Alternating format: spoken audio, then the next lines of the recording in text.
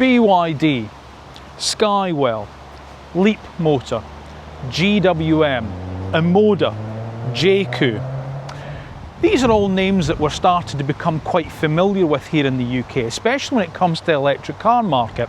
And they're all new brands that have come out of China. And they haven't stopped yet, because there's yet another one to get our heads round to challenge those established players. And it's this.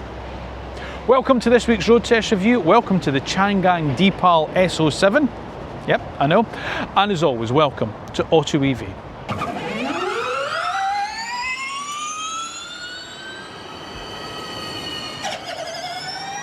Now look, everyone has to start somewhere. Just look at the meteoric rise of Tesla. And remember, 3 years ago in the UK, we hadn't a clue who BYD were. But now they have a bigger market share than Honda, Citroën, Nissan.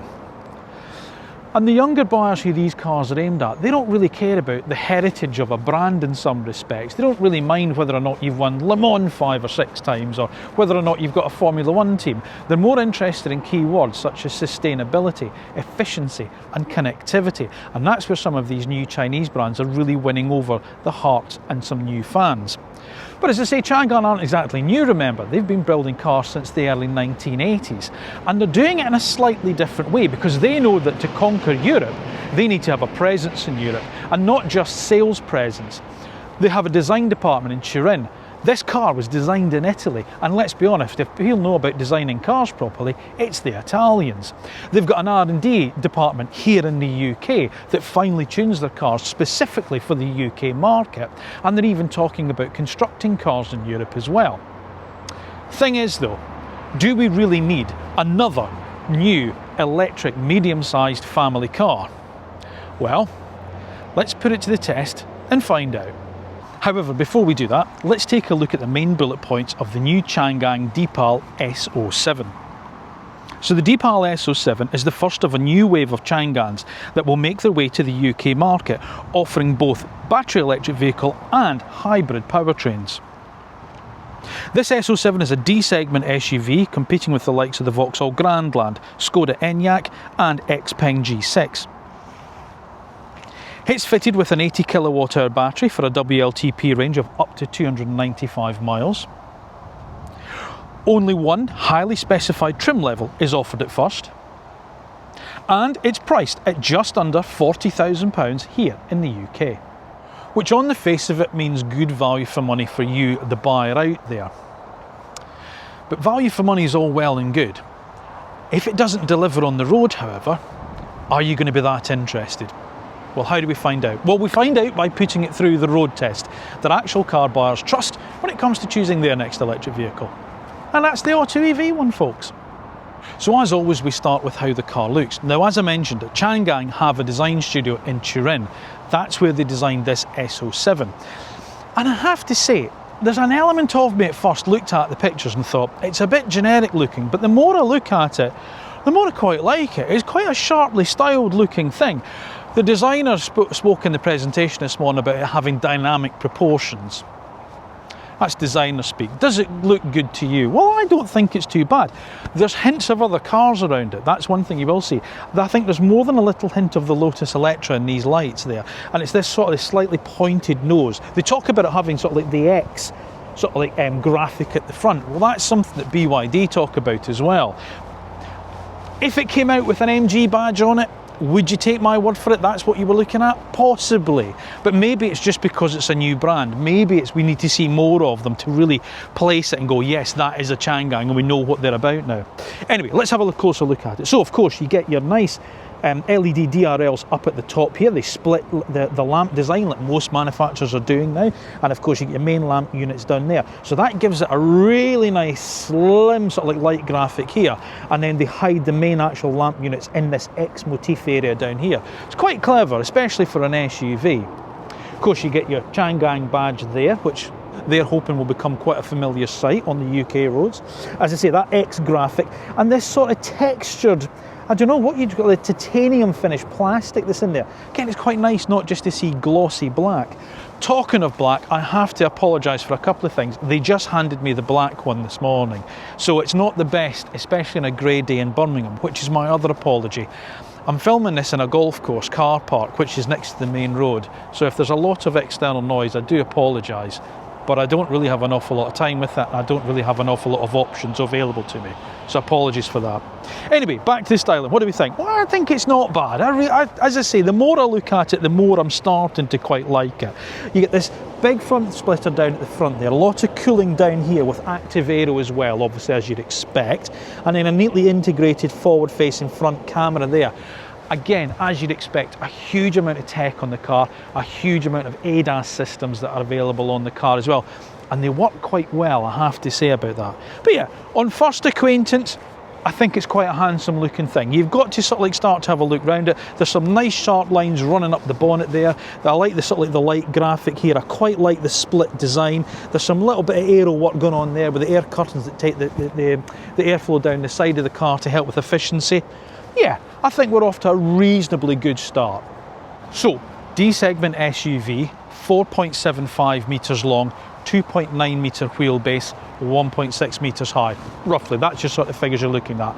So a little bit shorter than an Ioniq 5 in terms of its overall length and wheelbase, but still within that D-segment SUV market, thinking of things such as, say, Vauxhall Grandland, Skoda Enyaq, those style of cars. That's what it's aiming at. Inside profile, maybe that's where it's at its most generic in some respects. But again, there's sort of hints of other cars that you can see in it, and I'll show you that in a second.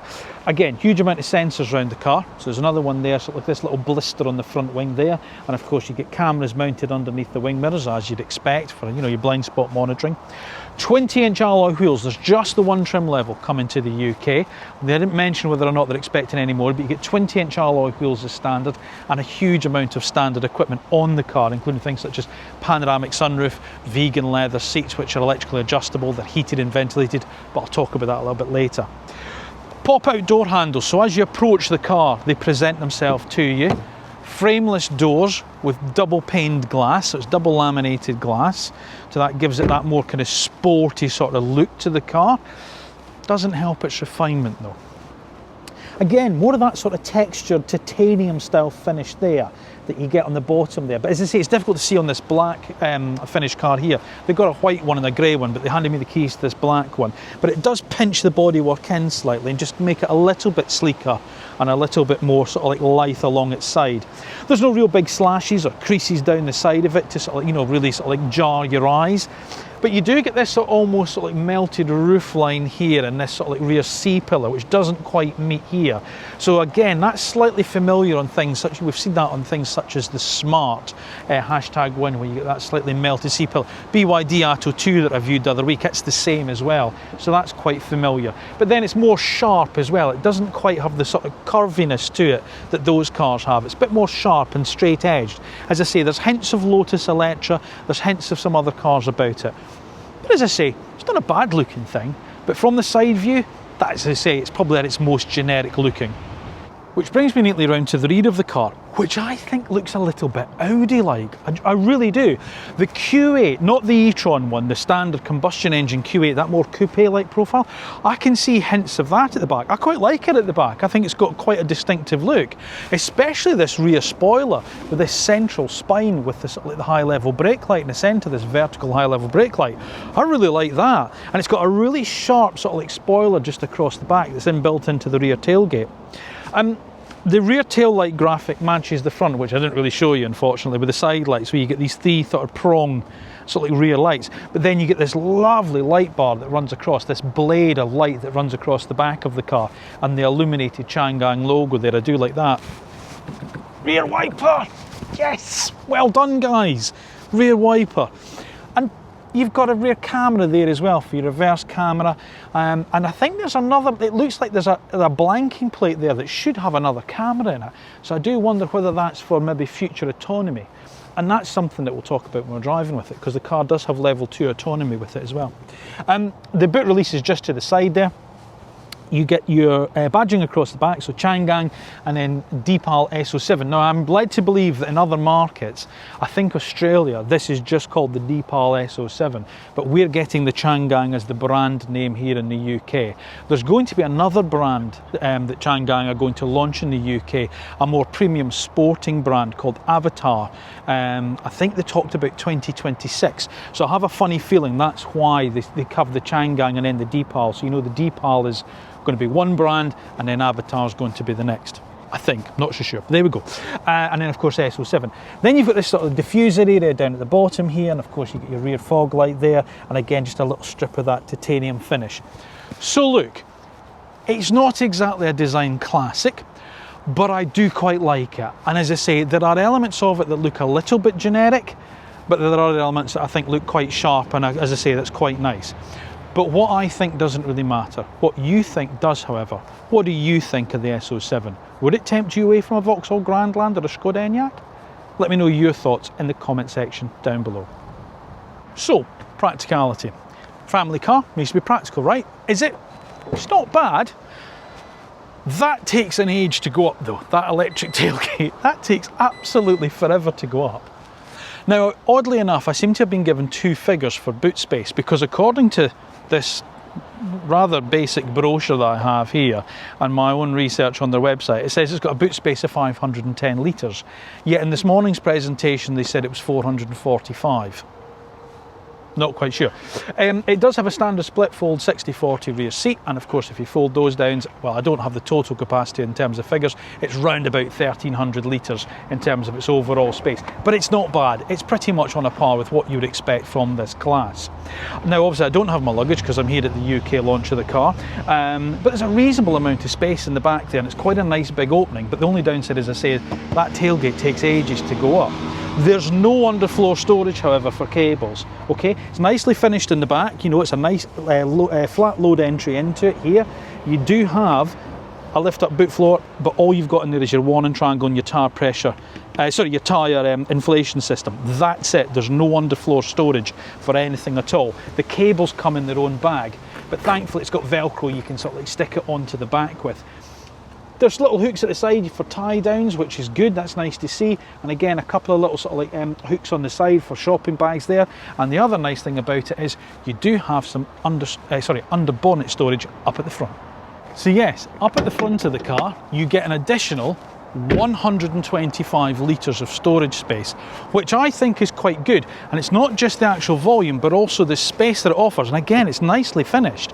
You know, that's enough in there for, you know, that cable bag or a couple of rucksacks or even a couple of overnight bags. And I bet you'd probably still get a suitcase, a carry-on in there as well, you know, a wheelie suitcase. So yeah, a decent amount of practicality from the car, irrespective of what volume that boot is. What about the passengers in the back? Enough space for them? Well, I have to say, yeah, that seat slides back whenever I leave the car, so that's not my driving position. That is slid back from where I'm driving, and I'm only 5'8", you know, but I've still got a load of space. That's probably as far back as that seat will go, and I still have knee room here, and I've still got foot room underneath. I can wiggle my toes around, so that's quite good. There's good headroom as well for me. So again, thinking of sort of like children or teenagers, you know, even at my sort of height, you know, at 5'8", you'd get 3 people across the back of this car very easily. There's a nice flat floor as well, so there's plenty of foot space as well. And whilst this is also, you know, a dark car, especially with its interior, it doesn't feel claustrophobic. There's enough window space here, even with the privacy glass on, you know, it lets a lot of light in. You've also got this massive big glass panoramic sunroof, which is standard on the car, that floods the cabin in with light. Plus you've got these little rear quarter light windows, which help as well. The other nice thing as well is you can actually open and close the blind from the rear. I like that. So even if you just wanted to maybe close it some of the way, you know, just so that the back half was enclosed and the front half had more of a sort of sunroof, you can do that. I like that, that's clever. And as well, what you can also do is you can move the passenger seat from the back console too, a bit like, you know, Hyundai and Kia do on the side there. So that's quite clever. There's also climate control here as well. So obviously you can choose your climate, you can alter your own fan speed, you can alter your own temperature from the back. This little touch screen here, that's quite cool. And there's a central vent there too. There's decent storage. We've got rigid style mat pockets on the backs of the front seats.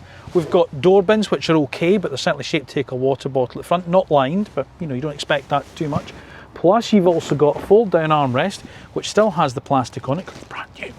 2 cup holders and a central slot there for dropping a packet of Polar Mints down or your phone or something. But there's no lift up sort of like central storage here. That's the only downside. But still, you know, it's still a decent enough amount of storage. Put that back. It's a brand new car. What I do like is the ISOFIX points though, which have just got these pivoting plastic covers, so they're nice and easy to get to the ISOFIX points. Now the seats themselves, they're not that stadium style seating where you sit up and tower over the front passengers. You're at the sort of same level, so that certainly helps with the space.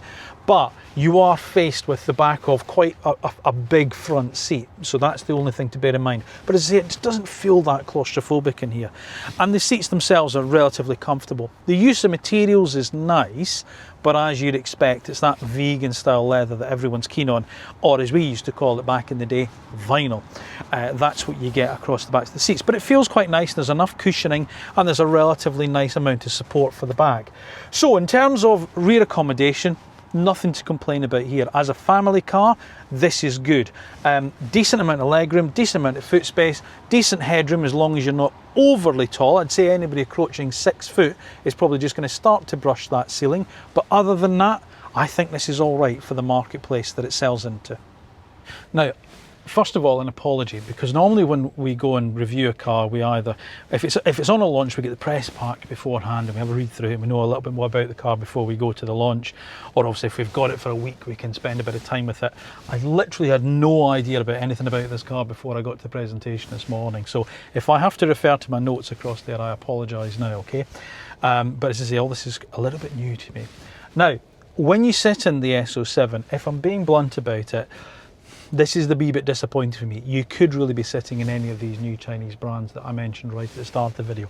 The interior is a little bit generic, okay? There's nothing wrong with it in some respects, but it just feels a little bit generic in what you're sitting next to. That badge could have, you know, it could have Xpeng on it, it could have, you know, GWM on it, it could have, you know, Elite Motor on it. You just really wouldn't know unless you knew what the badge was, okay? There's nothing really distinctive about the interior. You know when you sit in a Skoda, you know when you sit in a BMW, you know when you sit in a Mercedes or, you know, or an Audi or things like that just from sort of touch.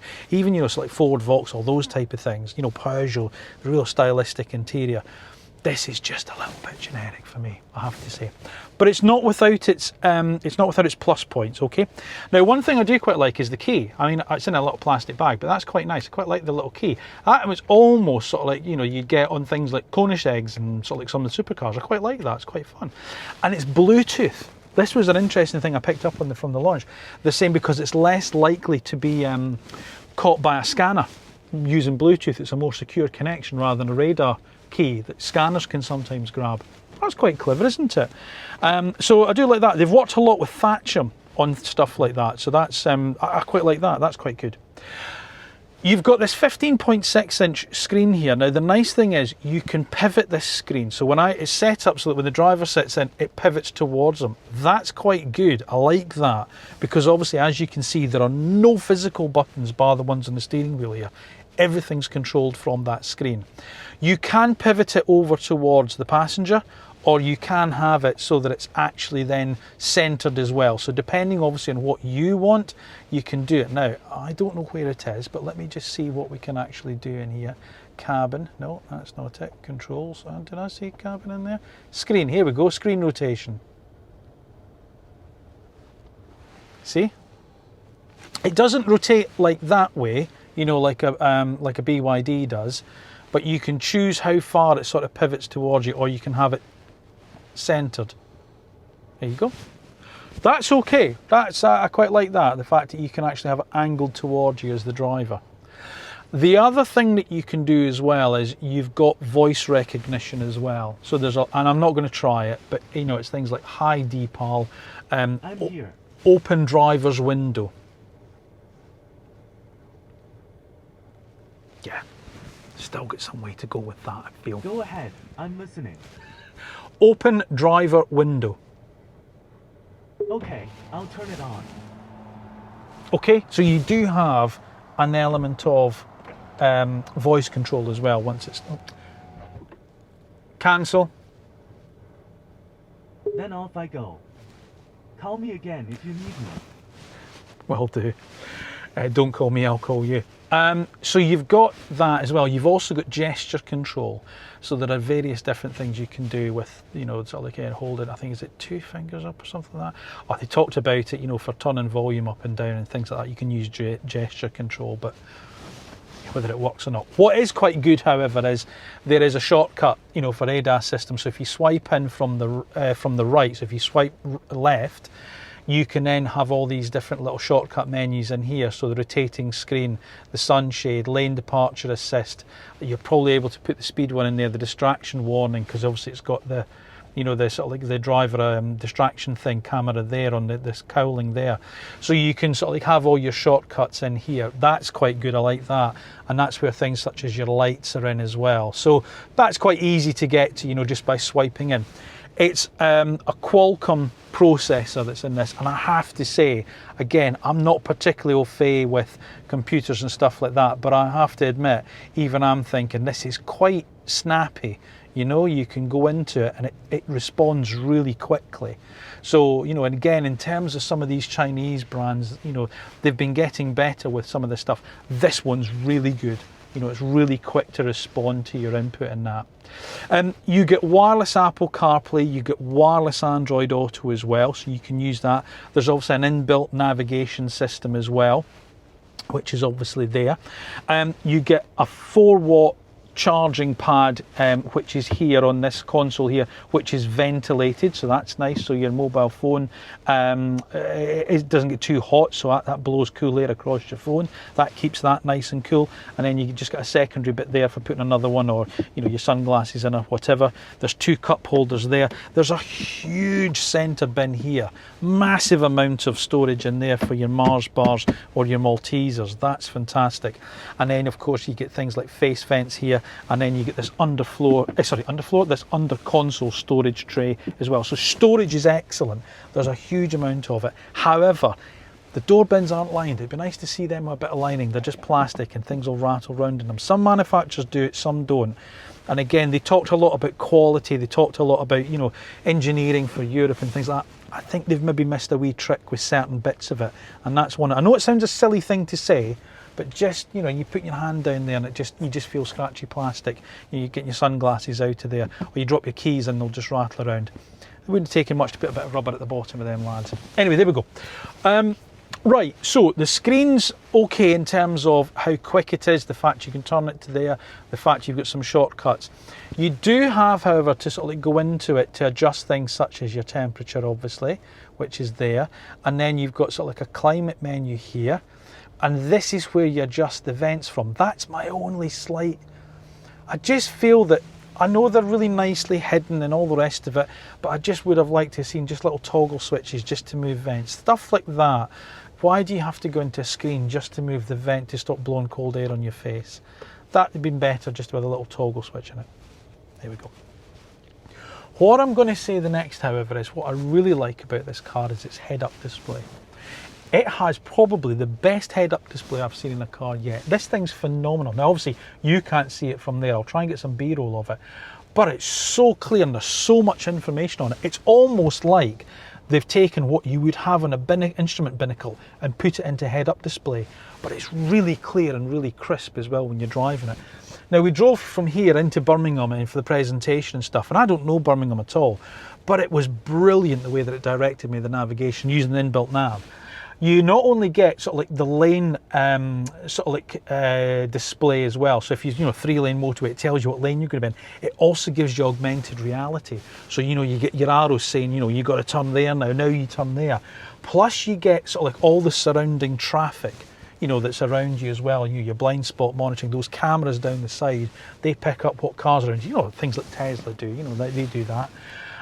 You get your range up there, you get your speed up there, as well as up there you get your gear indication display. So there's loads of information.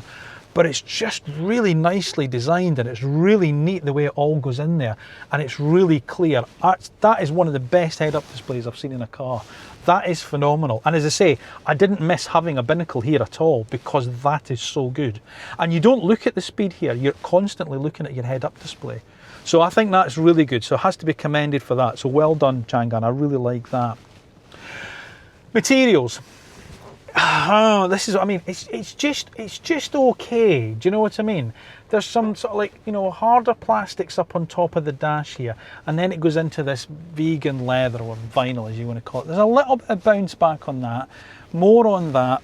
But then you get to the seats. Now, they talked in the sort of like the presentation about, I think they said, was it 18-way adjustable seats? Sorry, let me just see if I can find the thing in here that it said that it had. Because they talked about the seats on it. Can't find it. They're electric seats. They're also heated and ventilated as well. But for all their adjustment, there's no tilt. There's only height. And I constantly feel like it's angled down and I'm sliding off it. And I don't have a huge amount of support under my legs. Now, obviously we haven't driven the car a huge amount today over a long distance, but I can imagine that that's probably going to start to get quite irritating on a longer drive. You know, I like to have a bit more support underneath me. It feels like, and it looks like there should be, but there just doesn't seem to be. And as I say, I'm only 5'8". If you were 6 foot and had really long legs, I think you'd be really lacking in support from these seats. They're okay in terms of the bolsters down the side, their lateral support, but why are they not, why can't you tilt them? All that adjustment and ventilated and heated and all the rest of it, I just want a simple tilting seat, but yet you can't do it.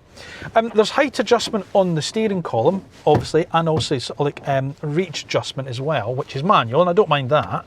That's fine. So, you know, you can get a relatively decent driving position from the wheel and from the limited movement of the seat, but I just feel they've missed a little bit of a trick with that. And as I say, I never felt like I was quite comfortable enough that I'd want to drive the car that far. Does that make sense? Yeah? There's excellent visibility though. That is the one thing. Again, really nice big door mirrors, really clear visibility down the side from them, really nice visibility out the front, because I say that screen and the way it's positioned, you can see the base of the windscreen. This area here isn't too sort of like big either. There's reasonable rear visibility, plus you get, as I say, those extra little windows on the back there. So your over the shoulder visibility, and thanks to those big passenger windows in the back, is really good. Plus then you've also got the cameras as well. So visibility is good. So it's that sort of nearly there type of car. Does that make sense? Massive amount of standard equipment in terms of what it comes with. So there is nothing optional on the car. The price you pay is what you get. You get everything on it. So you obviously get things such as cruise control, the wireless CarPlay and Android Auto, the wireless phone charger, the inbuilt navigation, as I say, heated seats, heated screen, 17 ADAS functions. The car has 16 sensors and 6 radars around it. You get a 360-degree surround view camera, plus a dash cam as well. That's inbuilt into it too. So there's a huge amount of standard equipment. The vegan leather vinyl is standard. The panoramic glass sunroof, that's standard. The 20-inch alloys, they're standard. So a massive amount of stuff is standard on the car. But it just feels a bit soulless in here. And it's not perfect. There's some good stuff about it, you know. I like the screen, the way it can tilt it. It's relatively straightforward to use. It's snappy in the way its processor works. But it'd be nice to have some physical controls over things such as the air conditioning vents. I love the head-up display. That's fantastic. But as I say, wouldn't it be nice just to see a little bit more design put in here? That's all. It just feels a bit generic. That badge could be anything. You could be sitting behind an Xpeng steering wheel, or, you know, a Leap motor in here. There's nothing to say that this is a Changan Deepal S07, apart from the Deepal badges obviously, but there's nothing really distinctive or brilliant or really stand out in here. And I feel that they could have sacrificed some of the tech and some of the gadgets for just a little bit more flair and a bit more comfort. If there's another area I'm slightly disappointed with the car in, it's in its battery and efficiency. Now they say it's got an 80 kilowatt hour battery, but its WLTP range is just 295 miles. Now, a Tesla Model Y will go over 300 miles, and the Xpeng G6 with just another 5 kilowatt hours will do in excess of 350 miles. Real world range on this is around about 250 miles, which I don't think is enough for a battery of this size. The other disappointing thing is its charging capabilities on the DC. They don't actually give us a charging speed, and they quote a 30 to 80% charge as being 35 minutes. Now, a 10 to 80% charge in 35 minutes is behind class best, but 30 to 80% in 35 minutes suggests to me that the benchmark 10 to 80% is well over 45 minutes. Which, as far as I'm concerned, is not good enough. A Hyundai Ioniq 5 will do it well at almost half that time. The same with things such as the Kia EV6, cars that, as I say, this car is competing with. So I do find that quite disappointing. It does come with an onboard 11 kilowatt charger, however, as standard, and it also does come with a standard fit heat pump as well. So there is something out of it. But yeah, I have to say, it's not the best when it comes to battery performance.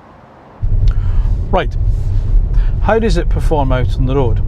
Well, it's a single motor car, as you'd expect, and it has 214 horsepower, so it will do 0 to 60 in just under 8 seconds. So it's fair to say it's not exactly a firecracker, but then again, does it need to be, I would suggest? Probably not. I don't think there's a lot to be said for these, you know, it's a family car. How fast do you want your kids and your Labrador to be thrown against the back window when you pull away from a set of traffic lights? You know, it does the job, okay? Let's just be honest with us about that sort of side of things. It's how it goes about it that's a little bit of a disappointment for me. Now, let me just explain. This morning in the presentation, there was a massive talk about, you know, they tuned the car for well, then they set up the UK R&D centre. They brought a car over from China a few years back, and they drove it, and the guys all went, that's great, but actually it doesn't feel great on the UK roads. We need to set it up for the UK. Well, I'm not sure what roads they drove it on, because I'm just driving on normal roads now, and I still think there's some work to do.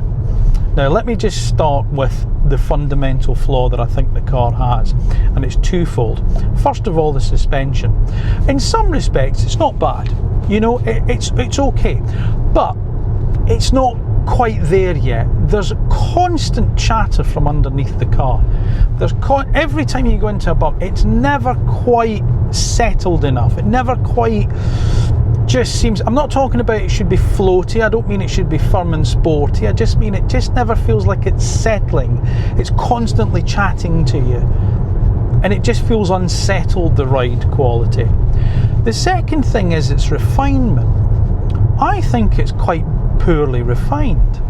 There's a lot of road noise from the car. Now, they made a big thing about, you know, the double paned glasses to cut down on noise into the cabin and make it a real... No, I think this is a noisy car.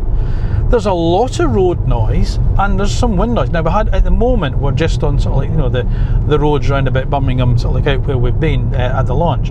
But I had it on the motorway this morning, and I had a colleague of mine in the car as well, from another electric car channel as well, who'd said the same.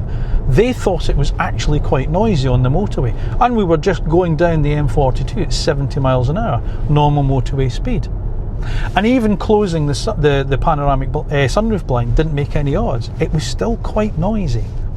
So I think that's quite disappointing, especially, as I say, when they made such big things this morning about how they've set the car up for the UK roads, because a Skoda Enyaq is like a Rolls Royce in comparison with this car.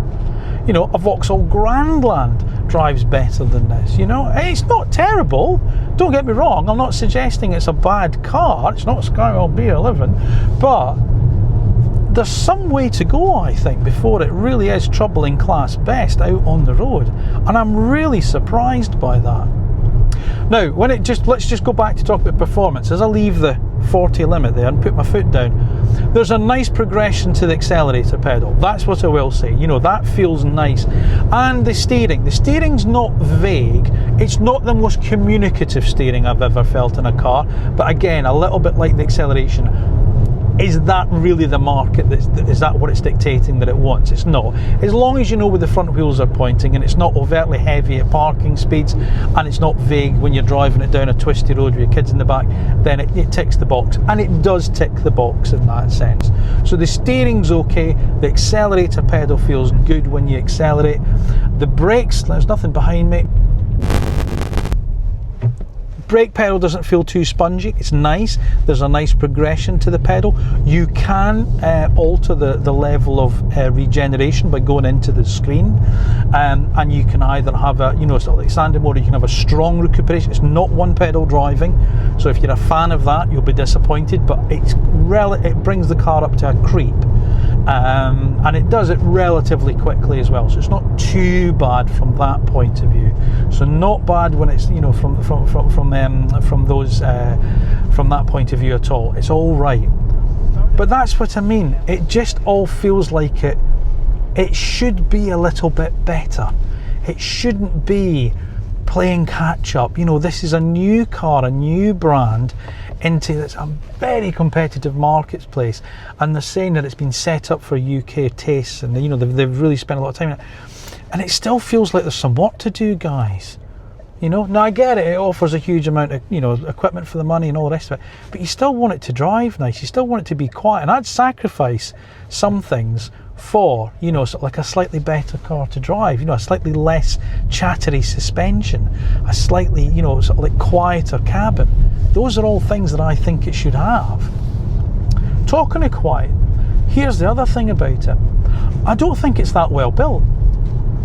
There's a lot of rattles coming from this car. I can hear a lot of rattles from it. And one of the worst culprits is actually the fan. If I turn the fan speed up, don't know if the microphone will pick this up, over the road noise, the fan's almost rattling. It's got it's weird.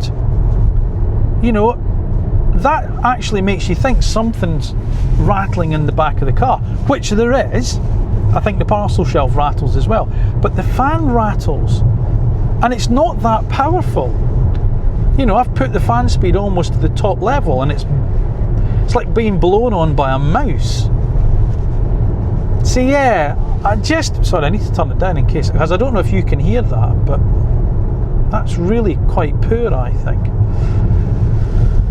So yeah, it just feels like it's not quite there yet. It just feels like there's a lot still to do. Now, there's a lot of driver assistance systems on it. 17 different ADAS systems on the car. So it got a 5-star Euro NCAP rating. And I do like the things, you get the blind spot monitoring that comes up on the screen. That's good, I quite like that.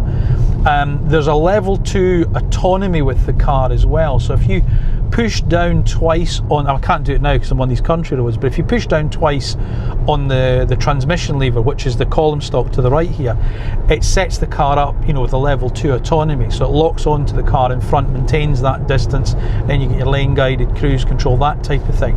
So if you like that, then that's great, you've got that. But personally, I prefer to drive a car. So that's, to me, the fundamental basics should be better than what we get here, and they're not. So you've got all of that. You've got 4 different driving modes as well. So you've got Eco, Normal and Sport, your usual lot, plus you've got a custom setting. So then you can change various different things to set up how you like it. So sharper throttle response, but maybe sort of like a more comfort orientated steering. You might want to turn off the sort of like the heavy regeneration on the braking, that type of thing. So you can do all of that into the custom setting and set it up for you. So yeah, so it's all there.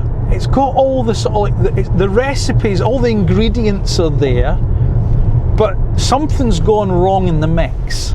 That's what I'm trying to say, possibly very badly. It's just not quite at the level, dare I suggest, that it should be. There are cars in this class, as I say, Skoda Enyaq, Vauxhall Grandland, cars like that, from recognisable brand names that, and the Vauxhall Grandland's not, is around the same price as this car. I get it's not got the same level of equipment, as I said, but I'd be willing to sacrifice some of the stuff that this car has for, for a better drive car. And I said before, the other thing, a big fundamental thing that I haven't spoken about is the driving position. I find it really odd that they talked about so much adjustment on the seats, but it won't tilt. And I just always feel like I'm sliding out of the seat, and I still don't feel there's enough support at the front. So I never feel like I'm really in the car. I feel like I'm on it, and not particularly on it in well control. And with a car that's not set up particularly well, I want to feel like I'm in better control of it than I am. So that's it. Look, there'll be people that get in this car and just say, we just want a decent value for money family car that ticks all the boxes for us, that's spacious, it's got a good warranty, and it comes well equipped, and it's nice to drive. There'll be a lot of people will drive this car for 10 minutes down the road and say, that ticks all the boxes for me. And if that's you, brilliant. All I'm saying is this: there are better options out there for your money. And I just find it a little bit disappointing that for all all the stuff that they spoke about this morning, just now doesn't seem to be backed up by a product the same as what they were talking about. It still feels like there's a bit to go with this car. And the problem is, there's other cars out there in this class that offer you all the stuff that this car does, and just do it an awful lot better. Now, price. Well, it is quite competitively priced, that I will say, because I say everything we've discussed in terms of its equipment and the way the car looks and all that, that's all standard. And it's standard for £39,990. So a tenner under that £40,000 luxury car tax that we seem to attract here in the UK, which I do think is good value for money. You do get an awful lot of car for that price. The other nice thing with it is it does come with a 7-year, 100,000 mile mechanical warranty on the car, and your usual 8-year warranty on the battery as well. So they are very competitive when it comes to that. The other quite impressive thing with them for a new brand is they've already established themselves with a parts supply here in the UK and a fully stocked parts department. And in terms of dealerships, well, they're hoping to have 30 in place by the end of 25, with another 30 coming on stream very soon after that. So they are making inroads into the UK. They're not just here to make up the numbers, they're here to sell a lot of cars. But will they sell lots of cars? That's the question. Now, I know I said right at the beginning, maybe newer, younger car buyers maybe aren't so much bothered about knowing a car brand and getting involved in the heritage of a brand, but it's still important to some buyers. And in this marketplace, there's an awful lot of recognisable brand names that offer really good cars at not much more, if not around about the same money as this car. And the one I'm thinking of is the Vauxhall Grandland. I think that's a great family car, and that's a car that's coming in at around about the £40,000 mark. And of course, with it being part of the Stellantis group, that means you've also got cars such as the new Citroën C5 Aircross, which is available in electric form. That's Citroën's version of that, and Citroën have always been keen when it comes to offering value for money. You're also going to have the new Jeep Compass on that platform as well, the STLA medium platform, so that's going to offer a huge amount from a recognisable brand name such as Jeep. Then we've got cars such as the Renault Scenic, which is a phenomenally good car. Okay, slightly smaller than this car, but it still offers a huge amount of space, and I think it's a brilliant family car and offers really good value for money. You've got everything from the Volkswagen group as well, the ID4, the Skoda Enyaq, probably the best D-segment SUV I think you can buy. And it's not an awful lot more money than this when it comes to getting into an Enyaq. And I think there's a lot of equipment you can do without, and you probably would, to have the Skoda badge on the front of your car rather than an unknown one called Changan. And then of course there's the Ford Explorer. Now I know we're not the Ford's biggest champion, but even so, as long as you stay away from those top of the range ones, lower down the Explorer range, it does offer good value for money. And it's a Ford, a very recognisable brand name. And then of course there are the other brands, as I say, that are quite new to the market that we're now getting used to. BYD, Xpeng with the G6, and of course Skywell with the B11. Although you'd have to have your noggin looked at if you bought a B11 over one of these. Even I'm going to tell you that now before the conclusion. And of course there's that old family favourite, the Tesla Model Y, which for not a lot more money you can have instead of one of these. So it is facing some relatively stiff competition. So here's what we like, and also what we don't like about the new Changan Deepal S07. Well, we quite like its design. It's very well equipped, which means that it offers exceptional value for money, and it shows a promising start to a new brand. However, we don't like, well, the fact that the interior just feels too generic. We're really disappointed with its battery performance and efficiency. For us, it lacks the refinement and comfort of rivals. And also, it doesn't bring anything new to a market already bursting with better options from more familiar brand names. So what do we make of the new Changan Deepal S07?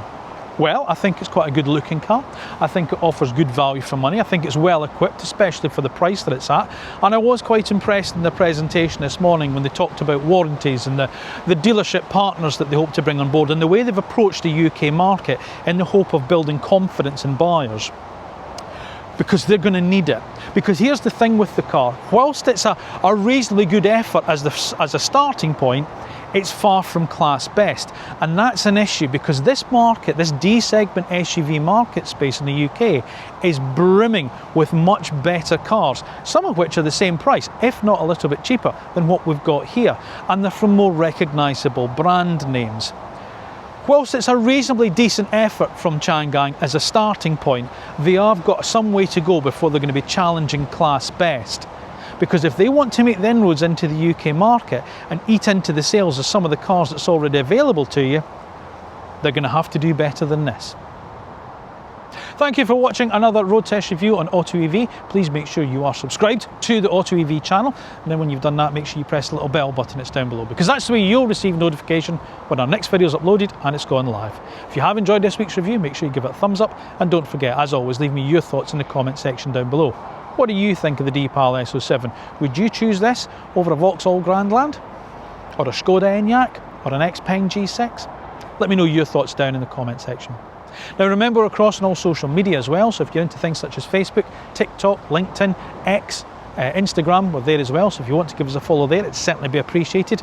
And remember, if you're in the marketplace for an electric car, it might not be a new Changan Deepal S07, maybe you're thinking about, I don't know, a second-hand Tesla or a used Vauxhall Grandland. How do you find out more about it? Well, here's how. Stay on the AutoEV homepage on the YouTube channel, and just at the top there you'll find a magnifying glass. Type the name of the car you're interested in there, and of course if it's been a new electric car in the UK in the last 6 years, then we've subjected it to the road test that actual car buyers trust when it comes to choosing their next electric vehicle, the AutoEV one. Thank you again for watching. Thank you for all your support. I'll see you again soon.